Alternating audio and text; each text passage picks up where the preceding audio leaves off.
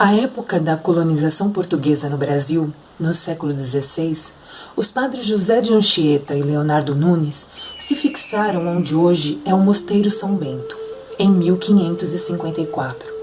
Eles são considerados os fundadores da antiga vila São Paulo de Piratininga, mas isso só foi possível com o envolvimento do cacique Tibiriçá, líder dos Guaianá da tribo Inhampuambuçu, na primitiva região central. Tibiriçá se converteu ao cristianismo e defendeu as cercanias de seu aldeamento, protegendo os portugueses, em detrimento de seus irmãos indígenas. Tibiriçá era irmão do cacique Piquerobi, que discordava da aliança com os portugueses, migrando com sua tribo para as margens mais a leste do Anhembi, o Grande Tietê, erguendo um novo aldeamento na região que virá a ser chamada pelos jesuítas de São Miguel de Ururaí.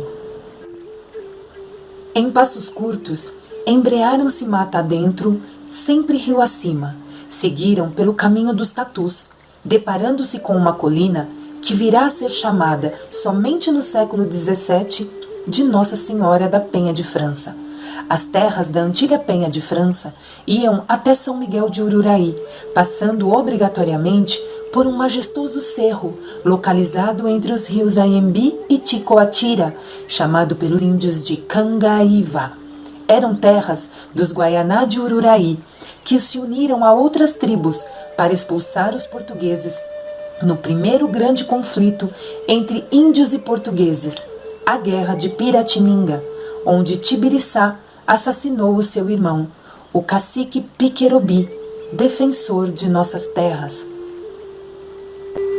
Quando eu poderia imaginar que o Cangaíba faz parte da história da fundação de São Paulo, que nós temos uma história tão rica e tão antiga em nossa região. A lendária Penha de França é quem ficou com todos os louros, e na verdade não. As suas vilas em torno também têm a sua própria história. Tibiriçá está enterrado com os jesuítas. Tibiriçá tem nome de rodovia, foi homenageado com o nome de uma rodovia. Tibiriçá tem um quadro pintado onde as suas características são europeias. Altura, fisionomia, totalmente totalmente fora dos parâmetros dos nossos índios. E aí foi criando dentro de mim um desejo secreto de dar um rosto para o cacique que tentou defender as nossas terras. Alex King é um artista plástico talentoso da questão racial.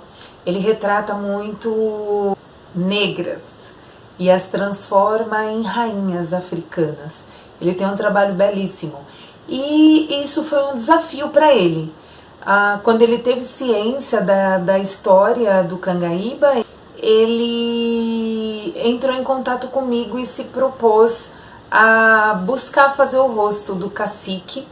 E para isso ele contou com o auxílio do mestre Robson Miguel, creio que muitos conheçam. O mestre Robson Miguel é um dos maiores violonistas do mundo e ele é historiador indígena, presidente da Associação Brasileira Indígena, e ele ocupa a cadeira de Teodoro Sampaio no Instituto Histórico e Geográfico do Estado.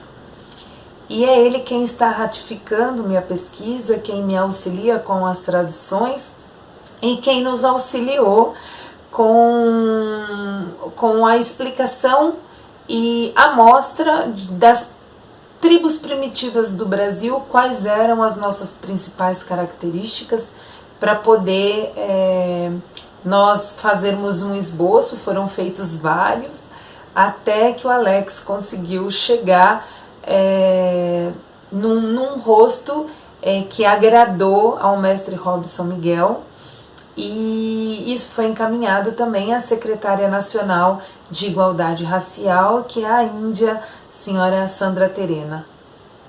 Eu esperava para lançar as primeiras gravações da história do Cangaíba, lançar o livro numa data que fizesse sentido, e a nossa data 19 de abril, no Dia do Índio, acredito que ela seja uma data expressiva para nós apresentarmos a contribuição dos povos indígenas na formação de nossos territórios. E aproveitar para agradecer ao Alex King pelo excelente trabalho. O trabalho está belíssimo. E queria aproveitar para ensinar mais um pouco, que é nosso trabalho de historiador, apresentar a história, que nós comemoramos o Dia do Índio desde o ano de 1943, a partir de uma convenção no México sobre as condições indígenas. A Organização das Nações Unidas comemora o Dia do Índio internacionalmente. O Dia do Índio é comemorado a partir de 1995. Então isso é bem interessante, porque temos datas diferentes a serem comemoradas. E acredito que todas as datas sejam passíveis de ensinamento, de reflexão. E espero que a nossa história, a história do Cangaíva, a história da Penha de França, a história do Tatuapé, todas elas têm uma história muito rica, participantes de uma história macro, que é a história da Fundação de São Paulo. Meu nome é Alex King, sou artista plástico aqui da cidade de São Paulo. Sou amigo da historiadora Adriana Lopes, que está fazendo um trabalho incrível aqui na cidade, que é contar realmente a história dos bairros aqui da cidade de São Paulo. Ela começou contando a história do bairro de Cangaíba, e o que me surpreendeu nessa história foi a história de um índio, um cacique que é super emblemático, que viveu lá há séculos atrás, que é o cacique Piquerubi. Mas na história ele não possuía uma identidade, uma característica, uma face. Através da minha arte, eu levanto a bandeira da igualdade racial. Acredito que todos nós somos capazes. E me propus fazer parte dessa história de alguma forma. Nós não tínhamos muitas informações sobre esse cacique, sobre as características desse cacique. Mas, felizmente, através do mestre Robson Miguel, com as informações que ele tinha a respeito sobre os índios que viveram naquela época, foi possível a construção desse cacique, deixando um legado para a cidade de São Paulo.